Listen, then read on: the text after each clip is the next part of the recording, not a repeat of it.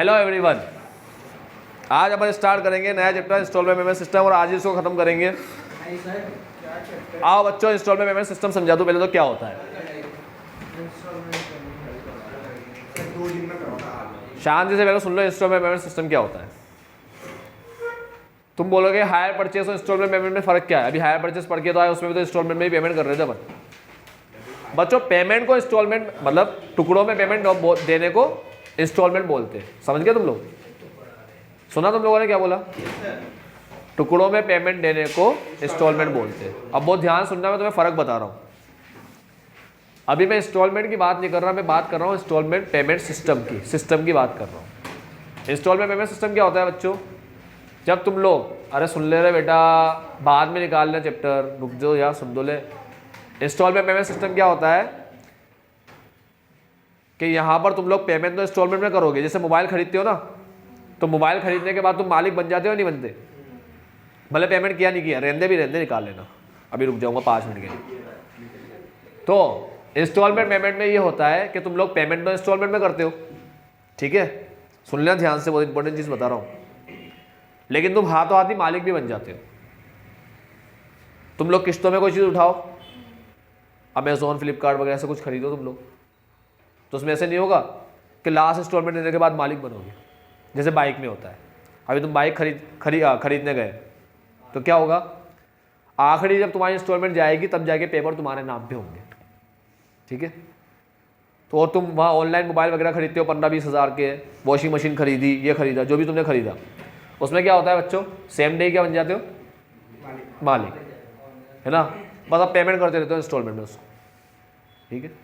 तो ये फ़र्क है इंस्टॉलमेंट में और हायर परचेस में।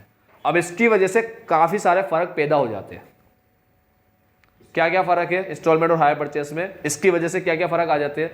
देखो, तुम मालिक बन गए ना, तो ये चीज़ क्या करता है, कई डिफरेंस क्रिएट कर देता है हायर परचेस में इंस्टॉलमेंट। जैसे एक डिफरेंस मैं बता रहा हूँ, मालिक बनने से होता क्या है, अगर तुम मोबाइल का पेमेंट नहीं दोगे तो मोबाइल वाला तुम्हारे ऊपर केस कर देगा। बस वो तुम्हारे घर पे आके तुमसे मोबाइल ले नहीं सकता।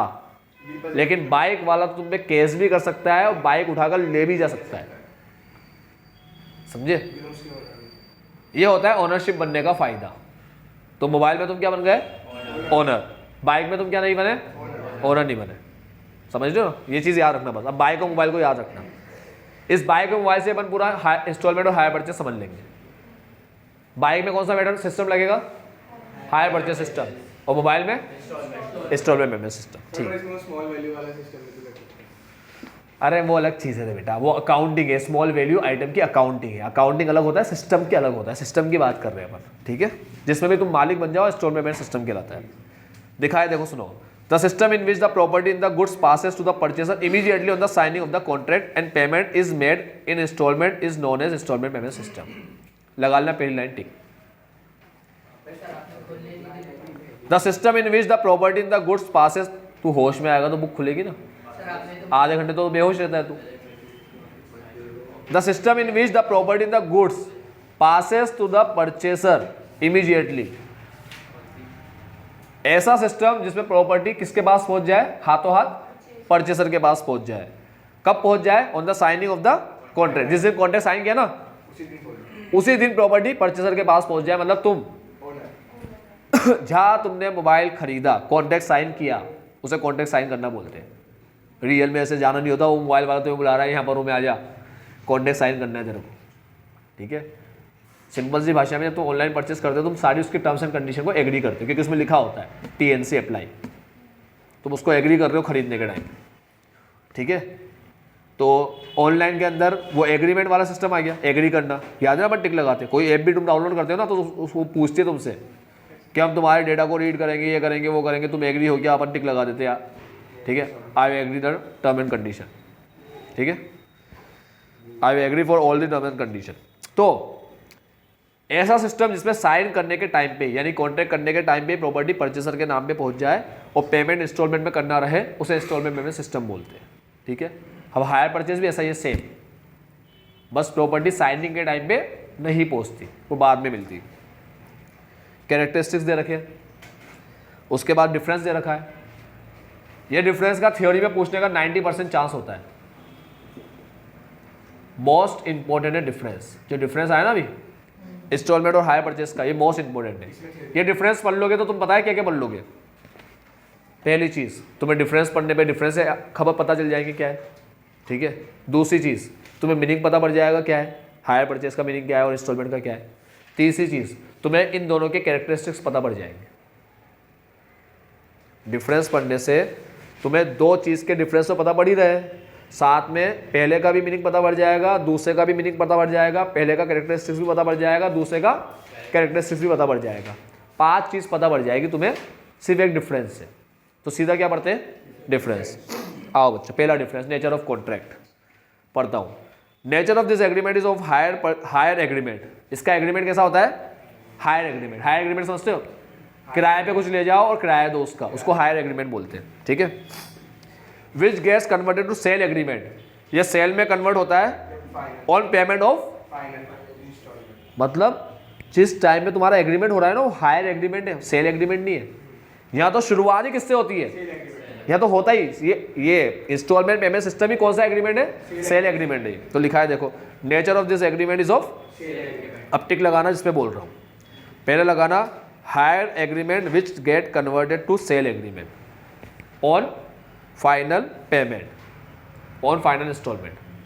दूसरे में टिक लगाना सेल एग्रीमेंट पे बस। सेकेंड पॉइंट में ट्रांसफर ऑफ ओनरशिप में टिक लगाना on the payment of final instalment, on the payment of final instalment. इसमें टिक लगाना at a time of sale agreement, at a time of sale agreement. समझ गए ना, sign करते ही मालिक मोबाइल के अंदर, बाइक के अंदर फाइनल पेमेंट में मालिक बनोगे। तीसरा point right of vendor, seller के पास क्या राइट है, क्या क्या अधिकार है, तो टिक लगाना on default, on default. Vendor can take repossession of goods, vendor can take repossession and forfeit all previous instalment paid. सही है। हायर परचेसर में क्या राइट है, अगर तुम किसी की भी पेमेंट का डिफॉल्ट कर दोगे तो रीपोजेस कर लेगा, रीपोजेस कर लेगा और पहले जितनी भी तुमने इंस्टॉलमेंट दी थी उसे फॉरफिट कर लेगा। फॉरफिट का मतलब तुम ऐसे बोलोगे अच्छा बाइक ले जा रहा है, वो जो इंस्टॉलमेंट दी ना 3 वो वापस कर, वो बोलेगा नहीं मिलेगी, वो जब्त, फॉरफिट। फॉरफिट का मतलब होता है जब्त कर लेना। ये पॉइंट सबको समझ में आया तीसरा वाला, ये दोबारा समझाओ, आ गया समझ में सबको।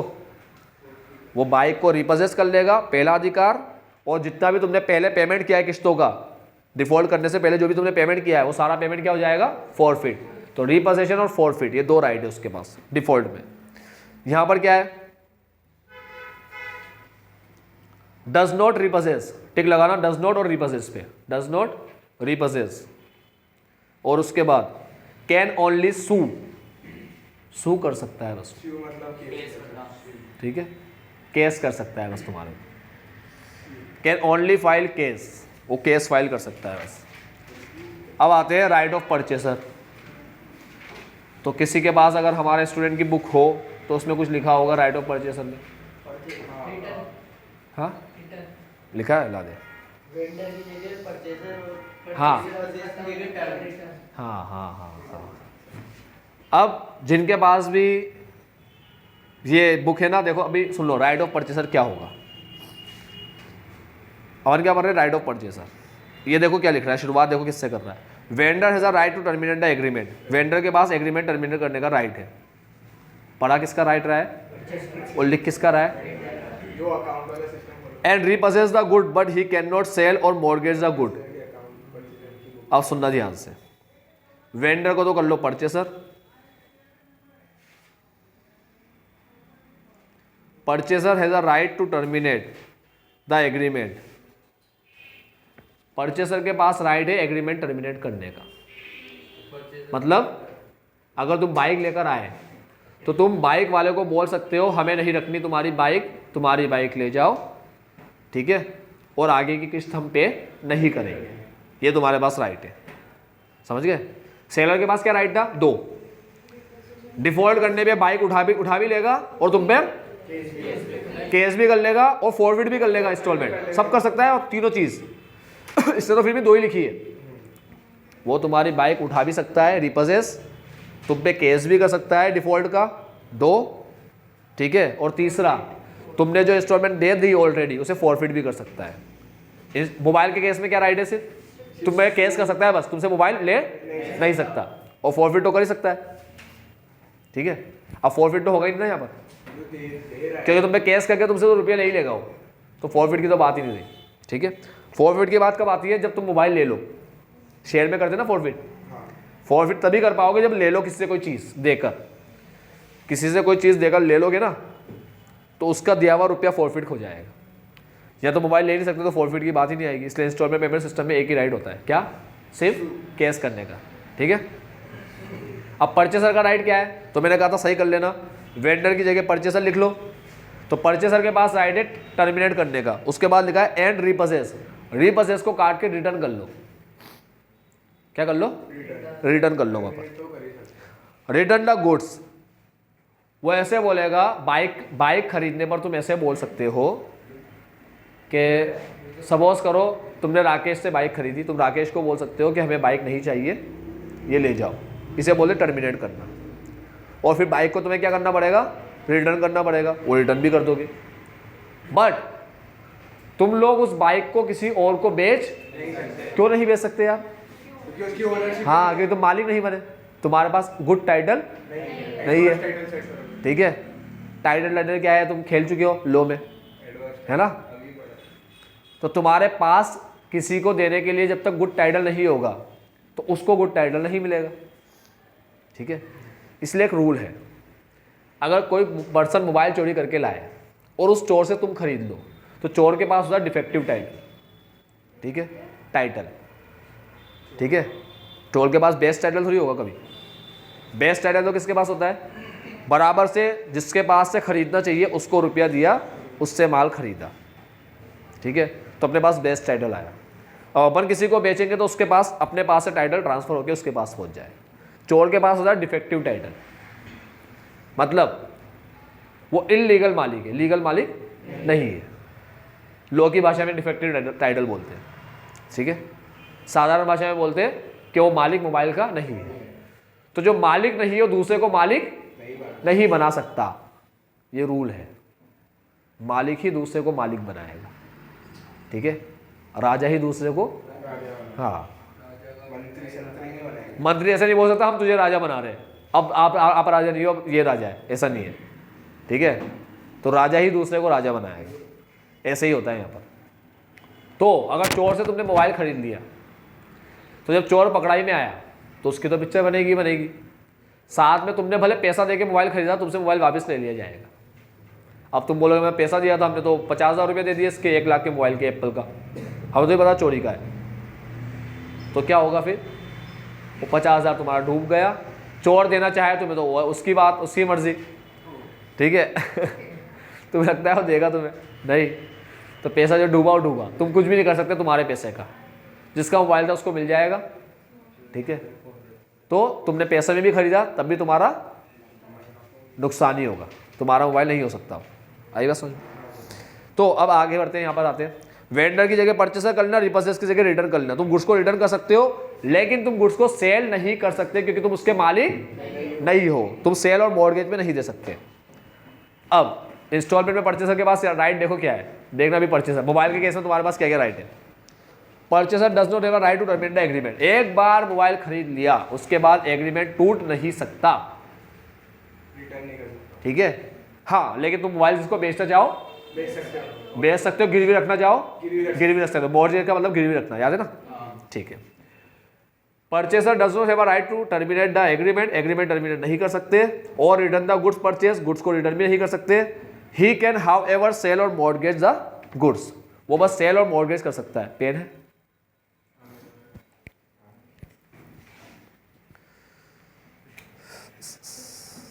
वेंडर की जगह परचेसर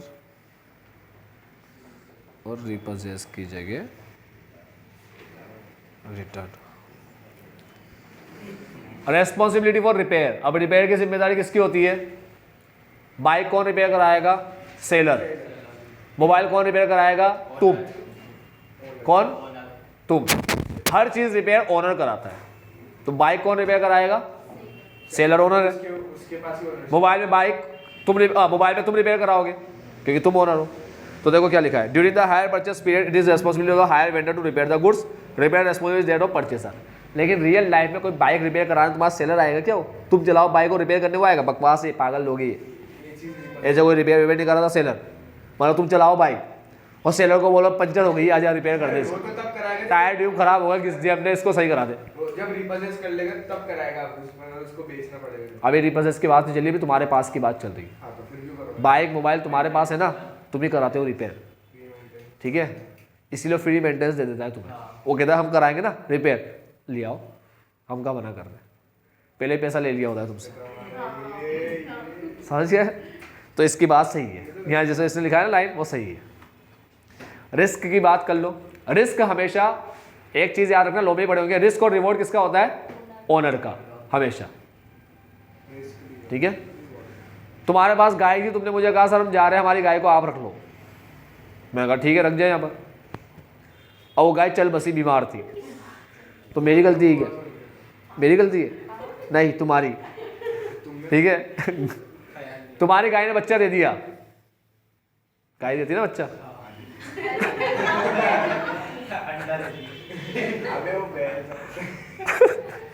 तो तुम्हारी गाय ने बच्चा दे दिया, ठीक है? तो बच्चा मेरा नहीं ना, वो बच्चा भी तुम्हारा ही है, तुम ही ले जाओ बच्चा, गाय भी तुम्हारा, तुम्हारी बच्चा भी तुम्हारा, ठीक है? रिस्क और रिवॉर्ड हमेशा किसके होते हैं? मालिक के। प्लेज वगैरह पढ़ चुके हो लो में? प्लेजर, प्लेजी, पोनर, पोनी, बेलर, बेली, वाइली बताइएगा।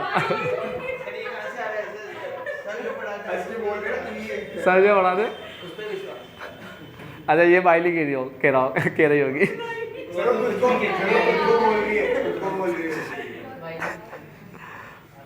रिस्क के बारे में पढ़ते हैं, रिस्क के बारे में। Till the payment of last installment, risk is that of vendor. As such, he can insure his goods to cover the risk. Till the payment of last installment, risk is of the vendor. Risk किसका होगा? पहले ही बता दिया, risk और reward मालिक के होते हैं। हायर परचेस में वेंडर मालिक होता है, यहाँ परचेसर मालिक, इसमें परचेसर लिखा होगा। Risk from the very beginning, शुरुआत से किसका हो जाएगा? परचेसर का। यहाँ वेंडर का रहता है, लास्ट इंस्टॉलमेंट के बाद परचेसर का हो जाता है, ठीक है? Title to third party, can not get best title. जब ये तुम लोग बाइक बेचोगे ना, तो खरीदने वाले को बेस्ट टाइटल नहीं मिलेगा, क्योंकि तुम मालिक हो ही नहीं उसके। यहाँ मिल जाएगा बेस्ट टाइटल, लिखा है देखो, third party gets best title. अब ये पढ़ लिया डिफरेंस अपन। डिफरेंस पढ़ने के बाद वापस पहले वाले पेज पे आओ, उसमें कैरेक्टरिस्टिक्स लिखा है। अब तुमसे कोई इंस्टॉलमेंट के कैरेक्टरिस्टिक्स पूछेगा तो तुम क्या बोलोगे? इंस्टॉलमेंट में कोई भी चीज़ खरीदी जाती है, उसमें लमसम पेमेंट नहीं किया जाता, पेमेंट इंस्टॉलमेंट में होता है। मालिक हाथों हाथ बन जाते हैं, रिपोजेस कर नहीं सकता, ठीक है?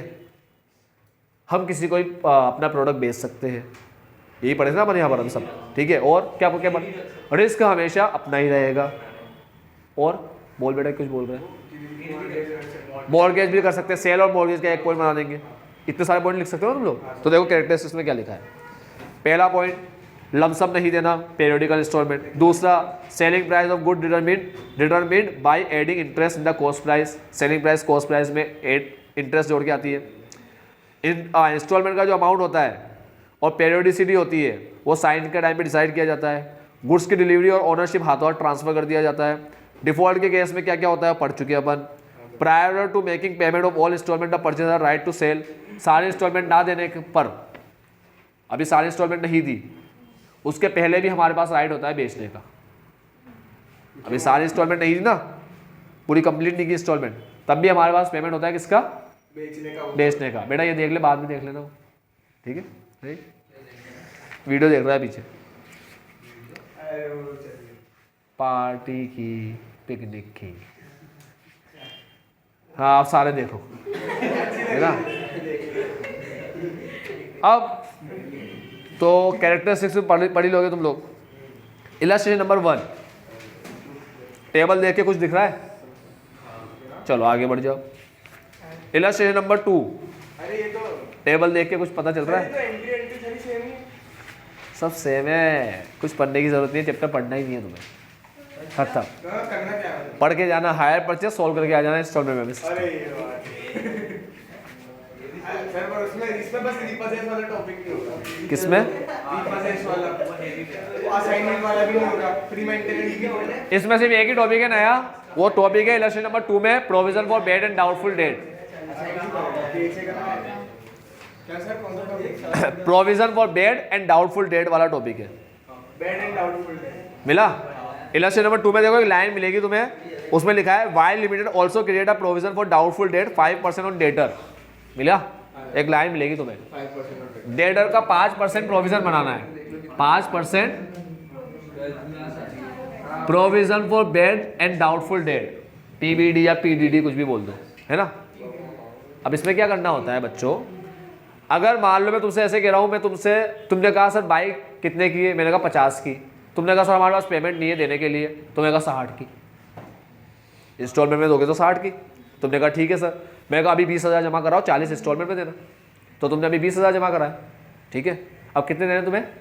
40। सुनना बच्चों, मेरी बात सुनना सारे, इस एग्जाम्पल से समझा दूंगा मैं तुम्हें। तुम मेरे पास आए, तुमने कहा सर बाइक कितने की, मैंने कहा 50 की, खरीदना हो तो 50,000 दो और ले जाओ। तुमने कहा सर 50,000 नहीं है देने के लिए, मैंने कहा इंस्टॉलमेंट में दे देना, 60 देने पड़ेंगे, मगर इंस्टॉलमेंट में भी इंटरेस्ट लगता है। तो तुमने कहा सर कैसे करें पेमेंट, मैंने कहा अभी 20 दो और बाइक ले जाओ, तुमने अभी 20 दिए और बाइक ले गए। तुमने कहा सर 40 बचे, कैसे दे आपको 40, मैंने कहा हर साल 10-10 दे देना मुझे, पहले साल के आखिरी में आया कितने दिए? 10। तो पहले साल के आखिरी में तुम्हारा कर्जा कितना बचा? 30। तो तुम 30,000 के मेरे डेटर हो, है ना। तो बस 30,000 का 5% प्रोविजन बना दो, खत्म। प्रोविजन की एंट्री होती है P&L टू प्रोविजन। क्या होता है? P&L टू प्रोविजन, ठीक है, समझ गए।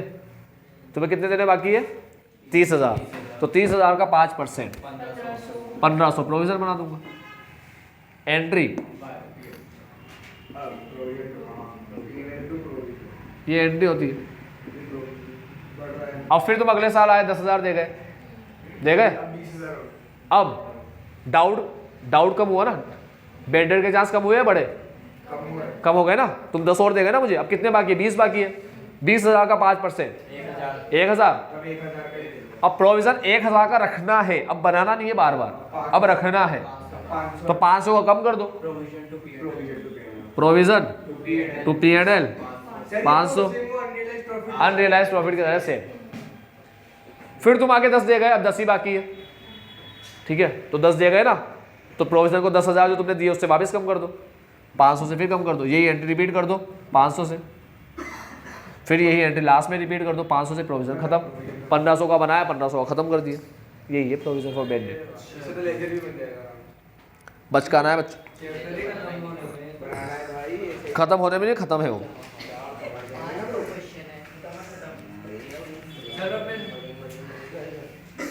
हाँ बच्चे बोल। चलो एक और चीज़ बताता हूँ तुम्हें, प्रोविजन के बारे में एक चीज़ बता रहा हूँ। बैलेंस का प्रोविजन बनाते हैं, बैलेंस का, वो बैलेंस तुम्हें कहाँ से मिल जाएगा? जैसे वाई ने एक्स को बेचा, वाई ने बेचा, किसने बेचा? वाई ने बेचा। तो provision for bed that why बनाएगा या एक्स बनाएगा? वाई बनाएगा। तो देखो वाई की बुक आ गई, लेजर ऑफ वाई, एक पेज टर्न करो, लेजर ऑफ वाई मिलेगा। इलस्ट्रेशन नंबर 2 के अंदर जहाँ पर 2 है ना, उसका एक पेज टर्न करो, मिल गया लेजर ऑफ वाई। उसमें एक्स का अकाउंट है, एक्स के अकाउंट हमें बनाना आता है ना अपन को, अकाउंट परचेसर का अकाउंट, वेंडर की बुक में परचेसर का, परचेसर की बुक में वेंडर का, तो अपन को आता ही बनाना। तो जो एक्स लिमिटेड का अकाउंट है उसका बैलेंस देख लो पहले साल का कितना है, 31,750 ये बैलेंस है ना, ये नहीं आया, इसका बनेगा प्रोविजन। तो 31,750 का 5% करो, कितना आ रहा है? 31,750 का 5% 1587.5, 15 एडेड कर दो राउंड ऑफ करके, एडेड है ना, ये आया। ये देख लो प्रोविजन बना हुआ है, ये प्रोविजन फॉर डाउटफुल में 1587.5। अब दूसरे साल में कितना बैलेंस बचा? ये तो पागल है। दूसरे साल में कितना बचा? 23,000 है ना दूसरे साल का बैलेंस, एक्स का। एक्स में बैलेंस देखना और प्रोविजन में बैलेंस बाकी रखना है।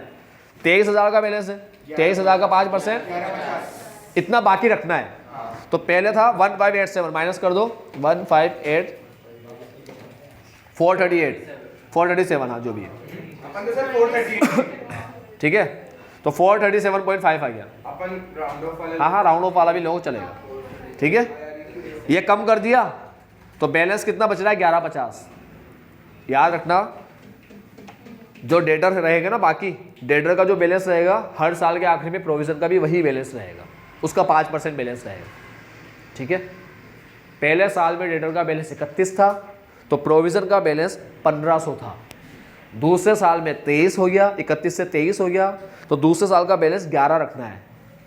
तो 15 को 11 बनाने के लिए 4 कम कर देंगे तो ये एंट्री करते चले जाएंगे। यह लल्लू सा टॉपिक।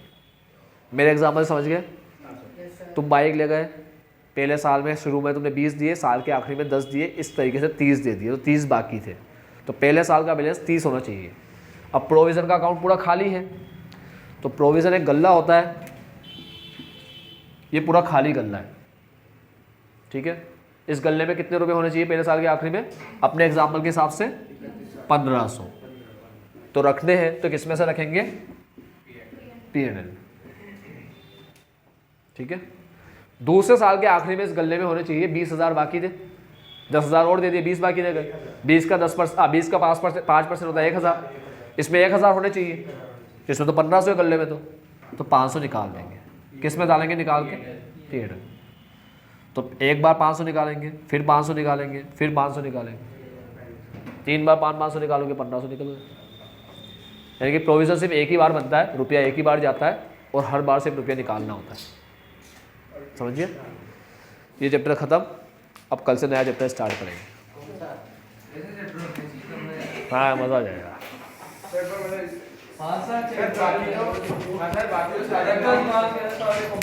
बस यही गिफ्ट था तुम्हारे लिए पूरे अकाउंट्स में ठीक है। बाकी तो सब में कयामत आएगी। अब कंपनी स्टार्ट करेंगे अपन, issue of share, issue of debenture ये स्टार्ट करेंगे ठीक है। Bye bye.